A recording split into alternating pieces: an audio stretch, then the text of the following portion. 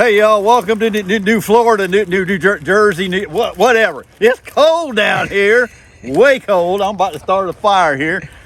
I don't know what's going on with this weather-wise, but this week it has been cold. It's going to be colder coming up this next week, so that's what we're going to be talking about on this episode is cold weather fishing out on the lake. Jerry and Dan are going to clear things up, let you know what you got to do. I can't take this anymore. I got to go warm up. I'll see y'all.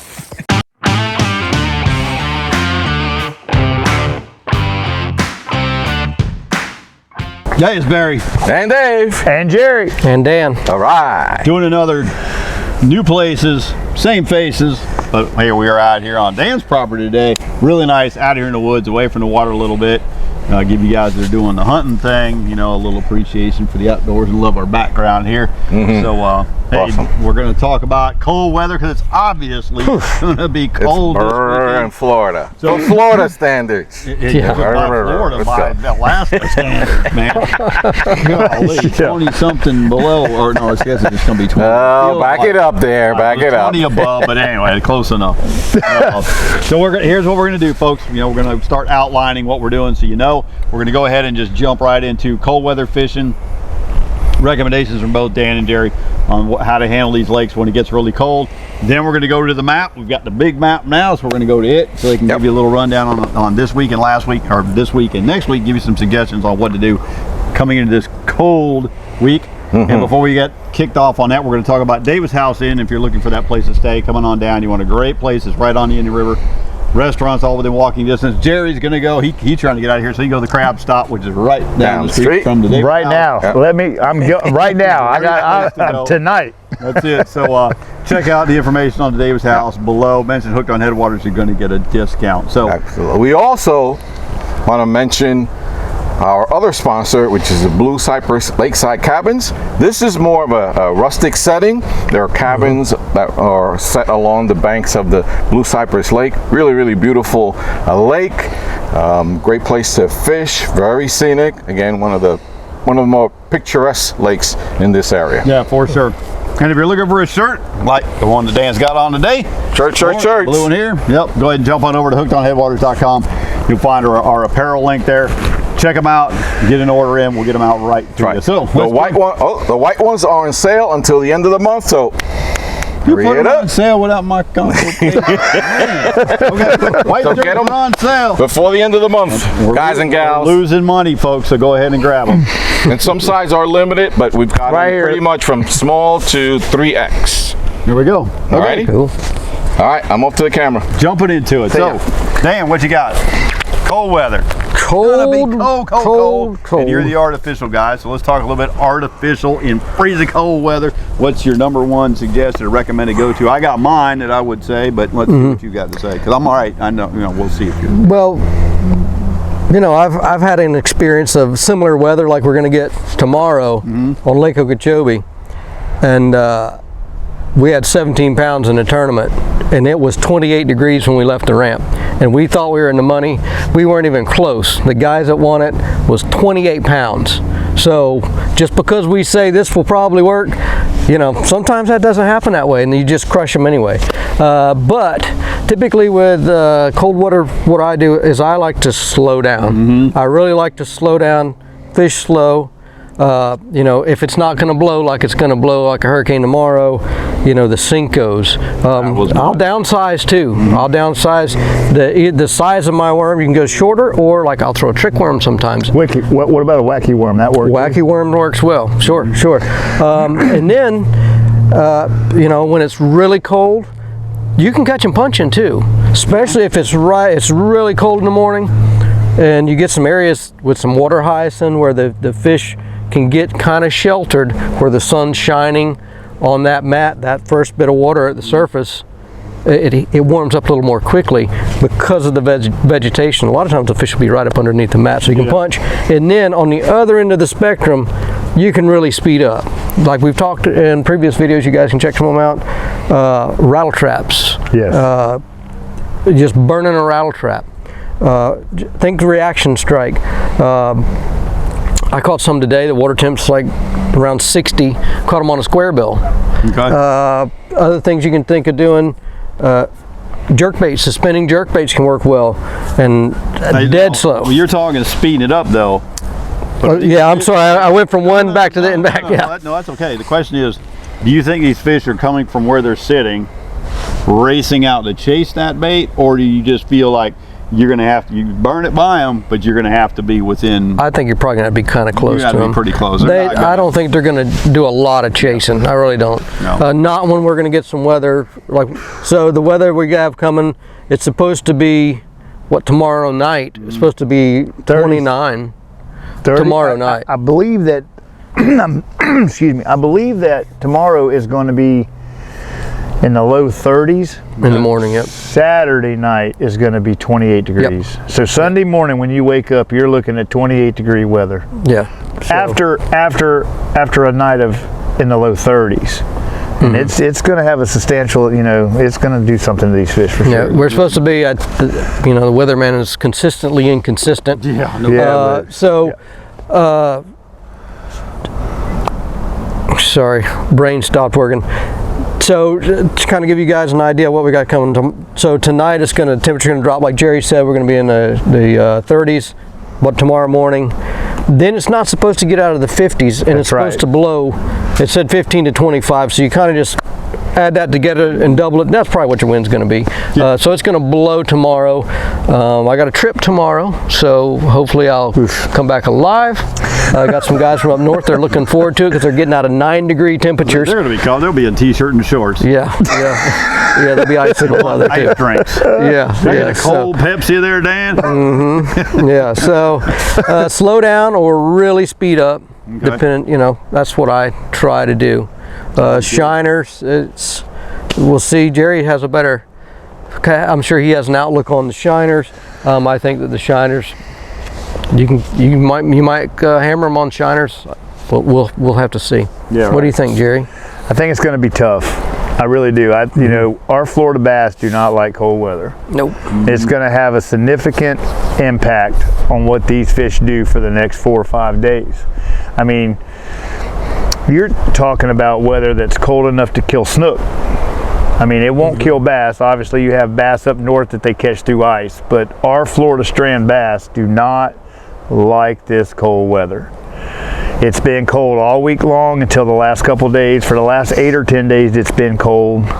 And that just in itself hasn't even been remotely close to as cold as it's going to get. And and it's already had a significant impact on what they're doing and where they're doing it at. Yep. It's changed their feeding habits. It's changed the location of where they're feeding. I mean, it has flipped everything upside down. I think, it's going to have a significant impact on it for sure. I think that you're going to be able to, like yesterday, day before yesterday, today, no, 3 days now. Day before yesterday, yesterday, and today have been, each day it's been getting better. We've all caught fish, our customers have all caught fish in the 8s, the 9s, and the 10-pound range in the last 2 or 3 days, where last week the biggest fish was 4 pounds no matter what you did. It's going to change them for sure. I think if you're fishing shiners, I think the best thing that's going to happen is you're going to have the opportunity to maybe try to catch them in 2 to 8 foot of water underneath some cover, some floating matted vegetation. But I think you're going to stand a really good chance in catching them in 18 to 24 foot of water if you're in Headwaters free lining them. Let them shiners get off them ledges in those deep, deep holes. That water's going to be warmer down there. Them fish are going to be down in there. As the sun comes up, they're going to move a little more shallow, but I mean, you're talking about days that aren't going to be above 50 degrees for 2 or 3 days. It's going to, for the next, I would say for the next 5 to 8 days, fishing is going to be tough. You're going to have to really either, you may be able to take a reaction bait and get one to strike after a couple days because they're just hungry. I mean, at some point they got to eat. Right. But I think that slowing down, you may have to go to deep water. I mean, you may have to really slow down to catch them. I mean, this is something we haven't had since 1990. These fish do not like this, and it's going to be tough. But I've got every confidence in next week we're going to be seeing some nice pictures of fish up behind us on the screen. So we're going to go ahead and take it from there and talk a little bit about we're going to go to the map, and we're going to give just a quick overview of this last week's fishing for both these guys, and we just kind of talked about what we're looking at in the next week, but they'll just kind of give you some general areas to kind of look at when you're out there fishing. So we're going to go ahead and go to the maps right now. Hey guys, we're going to go ahead and talk about the maps here. Jerry and Dan are going to give you a little update on last week's fishing and what to concentrate on maybe area wise for this upcoming week, since it's going to be cold. So with that, bye. Okay, so we got so this I can't do that. Oh Lord. All right. Let's do it. Don't put that in there. No, you should. It was hilarious. Go ahead, Dan. Okay. Keep it going. So here's the boat ramp, guys. For you new guys, I'm going to point out some of the areas of deep water and give you some ideas of what the bottom is like in some of these areas. So, S Canal, remember this entire canal to about right here, you are not allowed to fish in the canal itself. The FWC says no go there. No reason to fish there because you got everything else. So deep water areas, you're closest to the ramp. You got an area here is about 12 feet. Down in here there's some pits. There's basically 2 pits that go down to 20 to 25, 23 feet or so. Here's your east-west canal. There's some deep water area here, down in here. The square pond that you guys can really see well from the map here, and one that's way back in no man's land. It's kind of hard to get there. So we talked about some of this in previous videos, so the way they dug this area. All in this area here. So this is your 45. This is where the flagpole is. There is hundreds of holes, that could be the size of your boat, that they dug, that you, on a sunny day, polarized glasses, you can see where the holes in the hydrilla. That's what you have here. Cattail islands with deeper water around it. This is area, some guys, they call it the maze, cypress maze. A lot of cypress trees. Remember, one side or the other of the cypress trees are going to have some deeper water on it. Water clarity wise, once you get south of the east-west canal, it will get clear. I've mentioned that before. Still in this area, the water here is still kind of green color. The eastern half here, the water is clear, but again, the hydrilla is still pretty well almost topped out just below the surface. This week when we have a lot of north wind, much of this area here is going to blow some of this green water in, so it's going to put some color in this water here.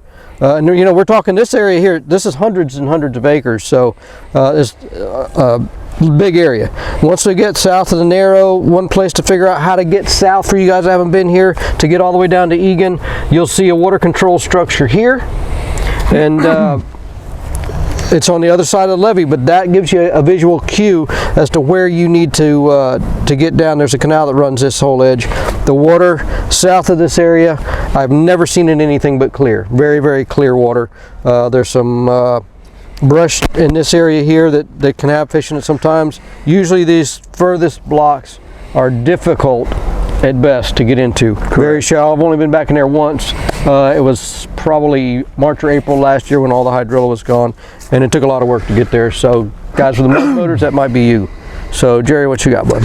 So here where Dan was just pointing this is the very first place you're going to come to once you leave the boat ramp. This is what we call the bay.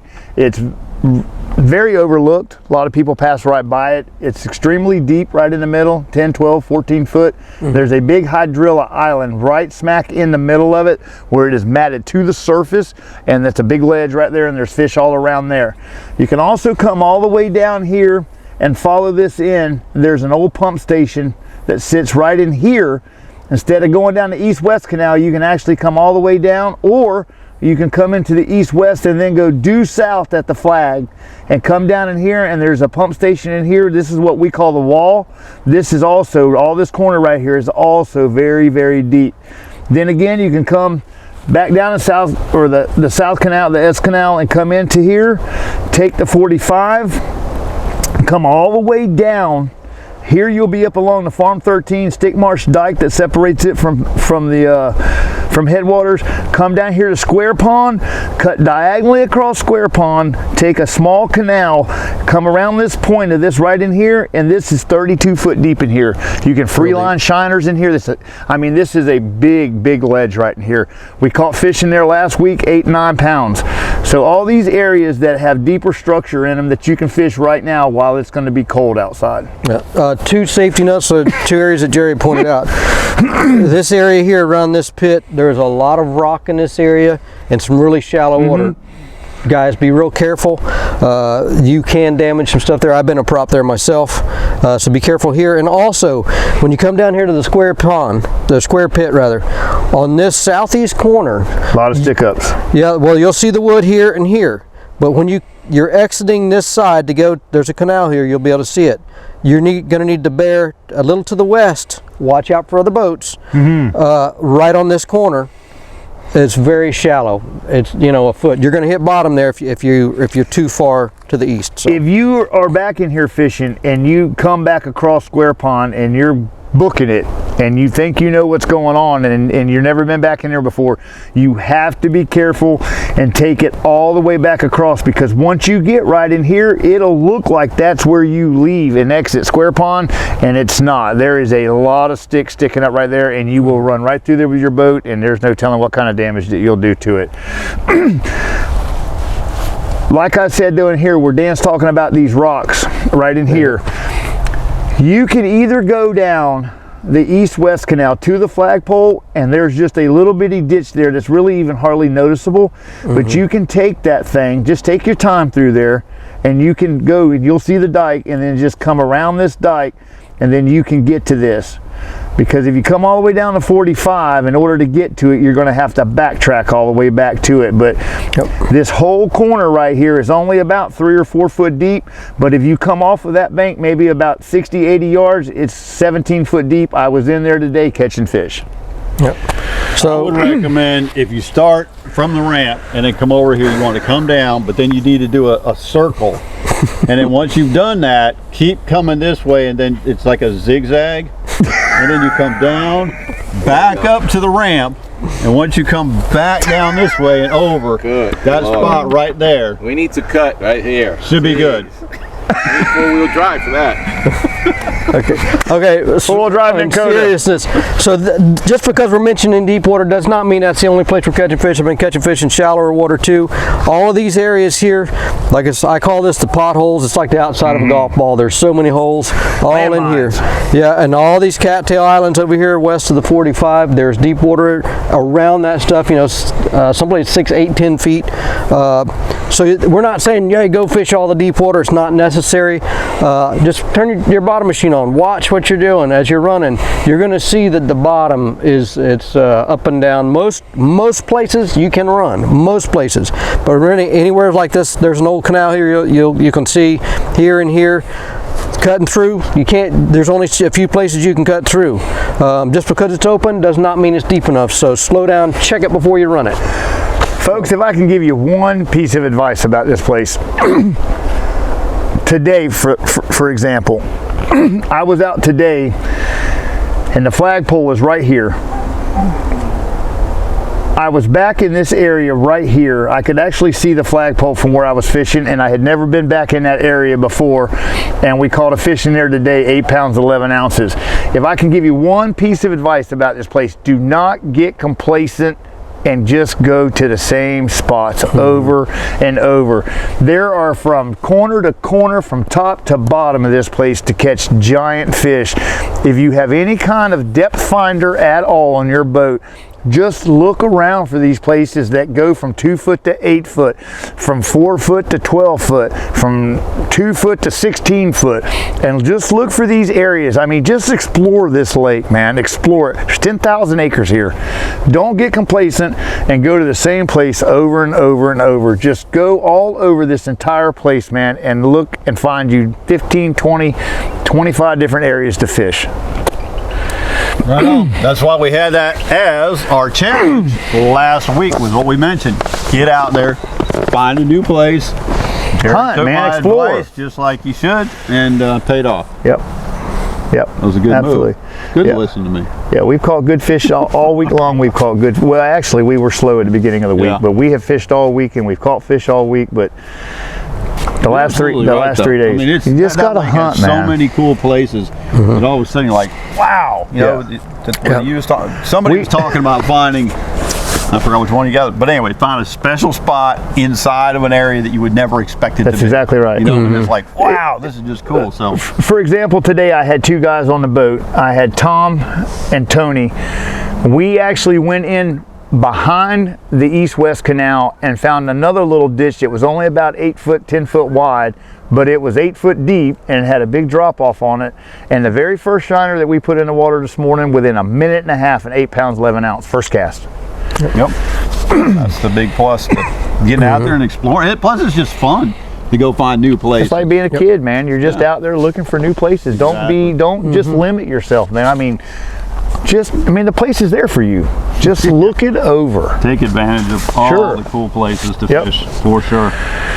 All right, everybody, want to give a big thanks, as always, to American Bait Works, who we teamed up with, doing some really cool stuff with those guys. And we've got a special announcement we're going to be making next week that you're definitely going to want to tune in for. Got something really, really cool coming your way. So thanks again to American Bait Works. Pay attention to what we got going on. I'm going to bounce it over to Dan, who's going to give us a quick rundown or recap on this last week and how things turned out. Okay, so some of my trips.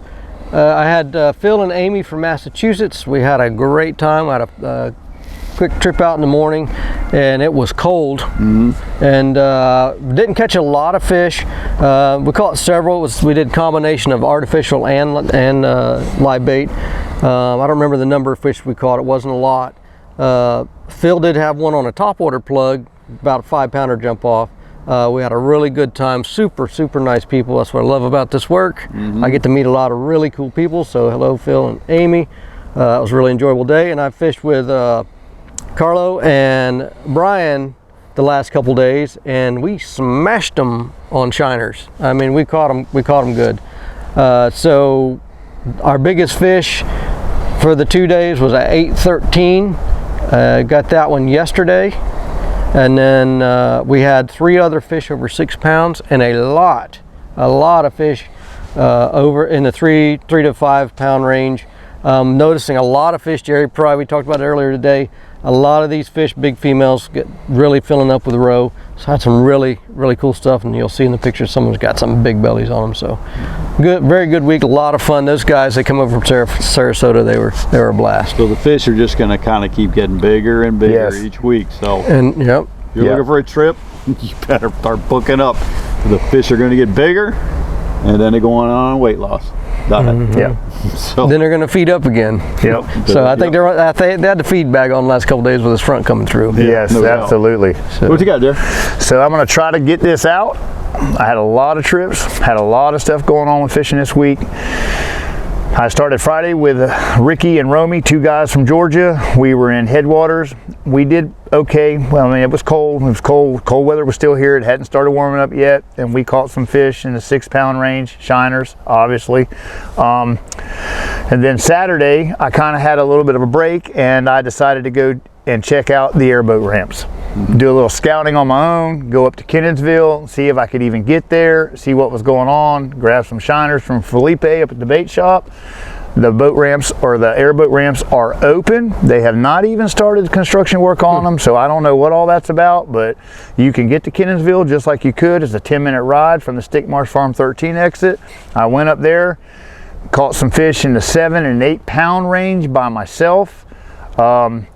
The next morning, I had a trip in there. I took some guys from Kentucky. I took Billy, Scott, and Jason. Billy and Jason are father and son. We caught fish 6 pounds, 7 pounds. 7 was the biggest that day, but we caught some 6s and some 7s. Beautiful fish, full of roe. Probably caught 30, 35 fish that day. Nice. So the very next day, I come back into Headwaters with Randy and his buddy Dan from Maryland. And we did pretty well in Headwaters again. Some 6s, some 5s, some 6s, nothing over that. And then we went back the very next day, the same 2 guys, Randy and Dan. We ended up going to Kenansville, and we crushed them. We caught fish 7 pounds, 8 pounds. The biggest fish that day was 9 pounds, 3 ounces. Kenansville is alive and well. Nice. Yesterday I took the day off. We came in today in Headwaters. I fished with Tony and Tom. Very first cast this morning in Headwaters, 8 pounds, 11 ounces. And the whole day was 6 pounders, 7 pounders, 5 pounders. And we just crushed them again. The last 2 or 3 days, this water's been warming up. These fish are active again, and they're right back where they're supposed to be. Good. Yeah. Great. All right. All right, guys, before we wrap this up, hold on. One thing, guys, we've actually ramped up our Facebook group page. This is Hooked on Headwaters group. And in that group, I set up a poll, P-O-L-L, and I'm asking, what is your favorite cold water baits? So if you can chime in, let us know. We'll do a quick survey and report back to you next week. There we go. So we're going to go ahead and wrap up this week's episode of Hooked on Headwaters here with myself, Barry, Dan, And Jerry. And Dave. y'all have a great week. Give me a call. Be sure. Hey, subscribe, guys. It really means a lot to us. We really appreciate it. Send those comments in. Thumbs up. Thank you. Have a great week. see you And guys. call Dan too. Yes. Yeah, call me too. He won't holler.